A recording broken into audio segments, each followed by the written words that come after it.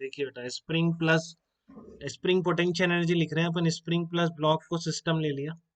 ठीक है ना, तो स्प्रिंग प्लस ब्लॉक सिस्टम ले लिया, तो जो एक के एक्स फोर्स है, के एक्स जो है आपका, that will be A conservative internal force.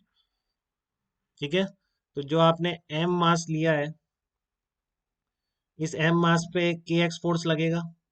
अभी ये स्प्रिंग इस पर के एक्स फोर्स लगा रही है, के एक्स मतलब एक्स, जहाँ पे कोई भी एक्सटेंशन है तो वेरिएबल रहेगा, अभी अपन वर्क निकालते हैं इसका। बट जो के इंटू एक्सटेंशन फोर्स एम मास पे आएगा, एम मास भी स्प्रिंग पे लगाएगा।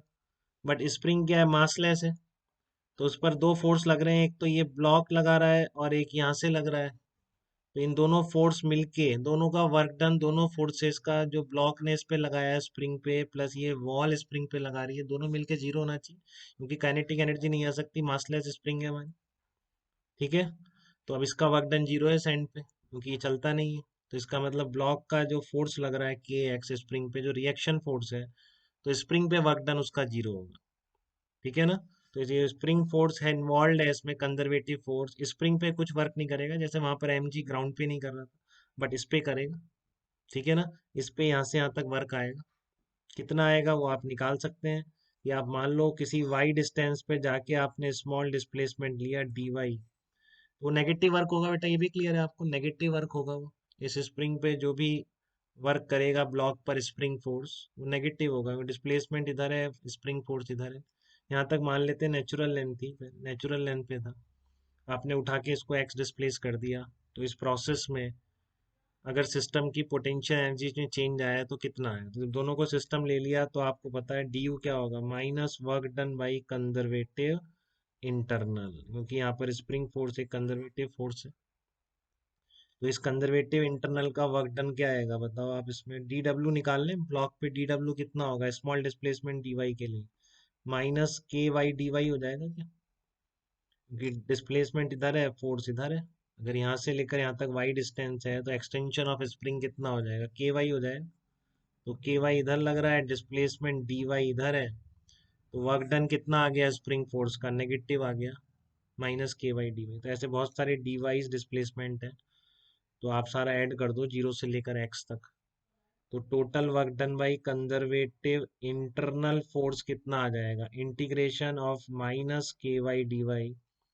तो लिमिट दीपेंद्र कहाँ से कहाँ तक रखूं, वाई की लिमिट का जीरो से एक्स तक लिमिट पुट कर दी, माइनस के बाहर आ गया, जीरो से X Y into D Y.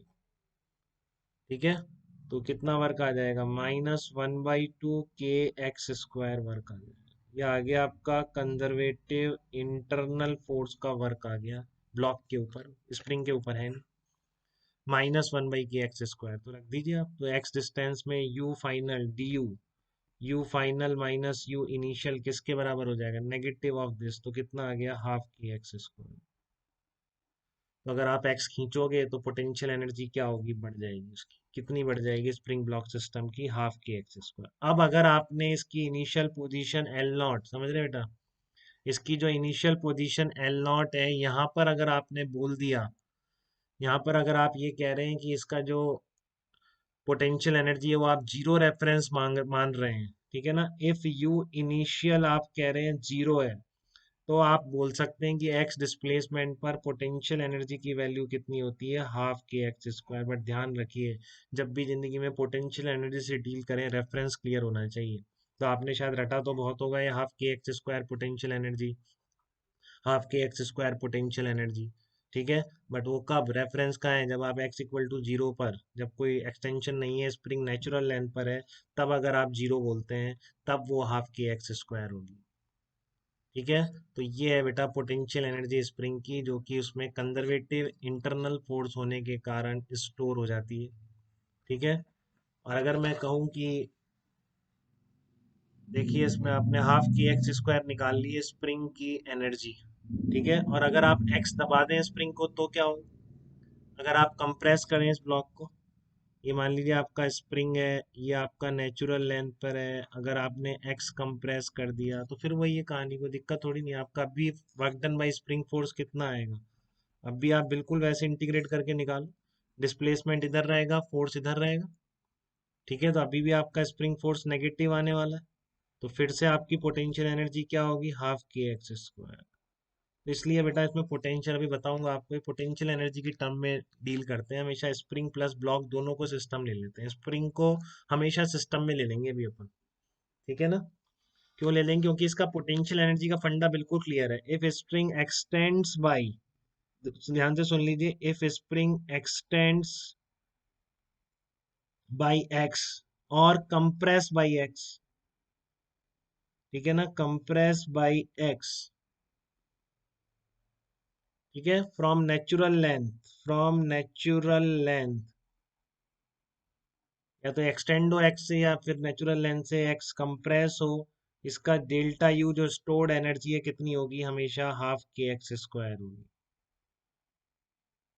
हमेशा क्या होगी? हाफ के एक्स स्क्वायर होगी। अब पूछता है कि स्प्रिंग एक्स की एक्स वन से एक्स टू तक चेंज हुआ, तो चेंज कितना है? स्प्रिंग एक्सटेंशन, ऐसे भी बोल सकता है स्प्रिंग एक्सटेंशन, ये अगर एस होता है टी होता है जो भी होता है, extension changes from X one to X two हो गया। मान लो पहले एक्स वन था, फिर आपने और एक्सटेंड करके उसको एक्स टू कर दिया, let's say x two is greater than x one, तो पोटेंशियल एनर्जी चेंज क्या बोला जाएगा बताओ? कुछ नहीं, आप तो रेफरेंस फिक्स रखेंगे अपना, जीरो आपने उसी को बोल रखा है, जबकि zero X equal to zero है, तो चेंज का मतलब ये है, तो आप जीरो उसको मान के लिख दिए, उसको आपने जीरो माना, तो फाइनल कितना हो गया?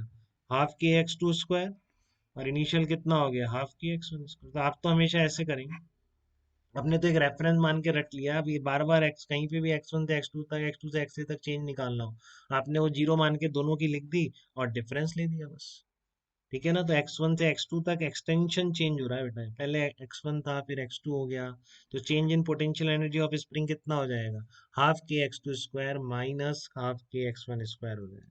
तो याद रखिए, जिंदगी में जब भी spring potential energy half K X square बोलते हैं, तो रेफरेंस उसका कहाँ पर है? जबकि एक्स इक्वल टू जीरो है, वो रेफरेंस पोजिशन। कोई दिक्कत यहाँ तक? बात क्लियर है?